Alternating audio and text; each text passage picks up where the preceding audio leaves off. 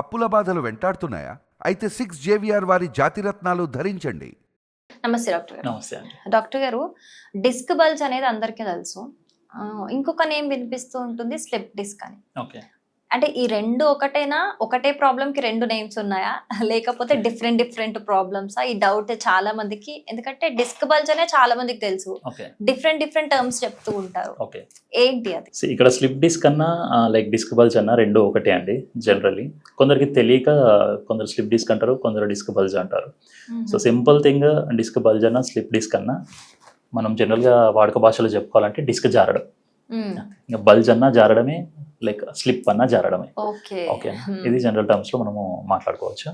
అయితే ఇక్కడ slip disc యొక్క గ్రేడ్స్ ఉంటాయి మళ్ళీ. అయితే ఈ డిస్క్ అనేది మనకి ఇందాక మాట్లాడుకుంటున్నట్టు స్లిప్ డిస్క్, డిస్క్ బల్జ్ అంటే ఇది మినిమల్ కంప్లైంట్, అంటే రీసెంట్ గా డెవలప్ అయిన issue, minor complaint, acute complaint అని చెప్పొచ్చు. అయితే దీన్ని మించిన కేసెస్ కూడా ఉంటాయి, లైక్ డిస్క్ హెర్నియేషన్ అని చెప్పేసి, డిస్క్ ప్రొట్రూషన్ అని చెప్పేసి, అండ్ డిస్క్ ఎక్స్ట్రూషన్ అని చెప్పేసి, ఇట్లా చాలా రకాల కంప్లైంట్స్ ఉంటాయి. ఇవి జనరల్గా పేషెంట్స్ ఎవరికి తెలియవు, కామన్ పీపుల్కి ఎవరికి తెలియవు. కానీ ఎవరైతే ఈ బ్యాక్ పెయిన్తో సఫర్ అయ్యి, లైక్ నెక్ పెయిన్తో సఫర్ అయ్యి ఈ ఎంఆర్ఐ రిపోర్ట్స్లో చూస్తారో వాళ్ళకి మాత్రం ఇవి తెలుస్తాయి. వాళ్ళు మాత్రం ఇవి చూస్తారు, like disc ప్రొట్రూషన్స్, disc extrusions and ఇలాంటివి అన్నీ చూస్తారు. నార్మల్ పీపుల్కి అర్థం కావు, తెలియవు, నార్మల్ పీపుల్కి తెలియవు. సో అలాంటి వాళ్ళలో ఈ ఎంఆర్ఐ ఎవరైతే చేయించుకుంటారో పేషెంట్స్ ప్రాబ్లంతో సఫర్ అయ్యే వాళ్ళకి తెలుస్తుంది, అది. ఓకే. మరి ఈ డిస్క్ బల్జ్ కి కంపల్సరీ సర్జరీ అంటారా? వన్స్ వచ్చిన తర్వాత ఫిజియోతోనే మన క్యూరబుల్ అంటారా?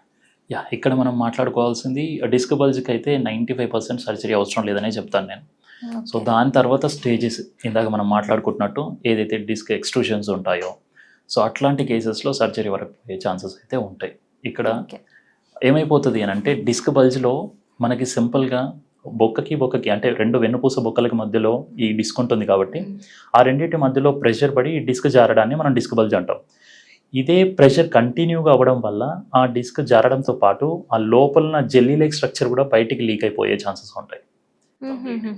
సో అలాంటి కేసెస్లో సర్జరీ అవసరం ఉంటుంది. ఓకే. అంటే ఫిజియోతోని కూడా ఆ సర్జరీ కేసుకు వచ్చిన దాన్ని క్యూర్ చేయలేమంటారా? ఇంపాసిబుల్, అది అవ్వదు. ఇక్కడ డిస్క్ అనేది like 2 types of disc structures ఉంటాయి మనకి. అవుటర్ లేయర్ ఒకటి, ఇన్నర్ జెల్లీ లైక్ స్ట్రక్చర్ ఒకటి, ఇలా 2 రకాలుగా చూసుకోవచ్చు మనం. డిస్క్ బల్జ్ లో మనకి ఒత్తిడి ఎక్కువైపోయి అవుటర్ లేయర్ అనేది బయటికి స్లైట్ గా బల్జ్ అవుతుంది. ఓకే. ఇలాంటివి మనము ఆ రెండింటి మధ్యలో ప్రెషర్ని రిలీవ్ చేసి మనము లైక్ ఎక్సర్సైజెస్ తోటి, ట్రీట్మెంట్ తోటి మళ్ళీ న్యూట్రల్కి తీసుకుపోవచ్చు. అయితే కొన్ని కేసెస్ ఉంటాయి ఇలాంటివి, అంటే ఇప్పుడు ఇక్కడ ఉన్న అవుటర్ లేయర్ అనేది చిరిగి లోపల జెల్లీ లైక్ స్ట్రక్చర్ అంతా బయటకు వచ్చేస్తుంది. సో అది ఎట్లా చెప్పాలి అని అంటే, మీకు ఫర్ ఎగ్జాంపుల్ బర్గర్ అనుకోండి, ఎగ్జాంపుల్కి ఒక బర్గర్ ఉందనుకోండి. ఇప్పుడు అది నార్మల్గా ఉంటే ఎలాంటి లైక్ లీకేజ్ అనేది లోపల నుంచి ఎలాంటి చీజ్ లీకేజ్ అనేది ఏమి ఉండదు. ఫర్ ఎగ్జాంపుల్ మనము బర్గర్ని గట్టిగా ప్రెస్ చేస్తే ఏమవుతుందని, ఆ లోపల చీజ్ అంతా బయటికి లీక్ అయిపోతా వస్తుంది. సేమ్ లైక్ డిస్క్ కూడా అంతే. సో రెండు వెన్నుపూసల మధ్యలో ఒత్తిడి ఎక్కువైపోయినప్పుడు ఈ డిస్క్ టైర్ అయిపోయి ఆ లోపల జెల్లీ స్ట్రక్చర్ అంతా బయటికి లీక్ అయిపోతూ వస్తుంది. సో ఇలాంటిది మనం ఫిజియోలో కంప్లీట్గా క్యూర్ చేయలేం. కాకపోతే ఇలాంటి కేసెస్లో వాళ్ళ పెయిన్ని కానీ, లైక్ వాళ్ళ మజిల్ స్ట్రెంగ్త్ని కానీ కొంచెం డెవలప్ చేయగలుగుతాం. కానీ లోపల డిస్క్ లీకేజ్ని మాత్రం 100% సెట్ చేయలేం. కాకపోతే లైక్ ఎక్స్టర్నల్ సిమ్టమ్స్ని మనం కొంచెం తగ్గించగలుగుతాం. ఓకే. అంటే అది కంపల్సరీ సర్జరీ వల్లనే క్యూర్ అవుతుంది అంటారా? అవునండి. మరి దాని తర్వాత ఆఫ్టర్ సర్జరీ మళ్ళీ ఫిజియోథెరపీ ఉంటుంది. ఓకే. అది ఎన్ని సెషన్స్ బట్టి ఉంటుంది? Like depends on severity, patient యొక్క సిమ్టమ్స్ని బట్టి. ఇప్పుడు కొందరు సర్జరీ తర్వాత కొందరు పేషెంట్స్ లైక్ ఫ్లెక్సిబుల్గా ఉంటారు, కొందరు కంప్లీట్గా లైక్ రిజిడ్ ఉంటారు, వాళ్ళ మజిల్స్ సపోర్ట్ చేయవు, కంప్లీట్గా ఫ్రీజ్ అయిపోయి ఉంటాయి. సో కొన్ని కేసెస్లో లైక్ నర్వ్స్ యొక్క ఫంక్షనింగ్ తగ్గిపోతుంది, ఫ్లెక్సిబిలిటీ ఉండదు. అలాంటి కేసెస్లో కొంచెం టైం తీసుకుంటుంది.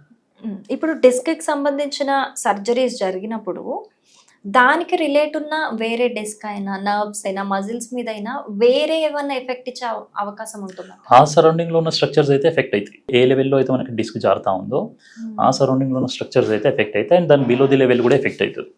ఓకే. ఇంకా అప్పుడు అది ఎఫెక్ట్ అయిందని మళ్ళీ ఫిజియో కంపల్సరీ చేయించుకోవాల్సి వస్తుంది. ఓకే.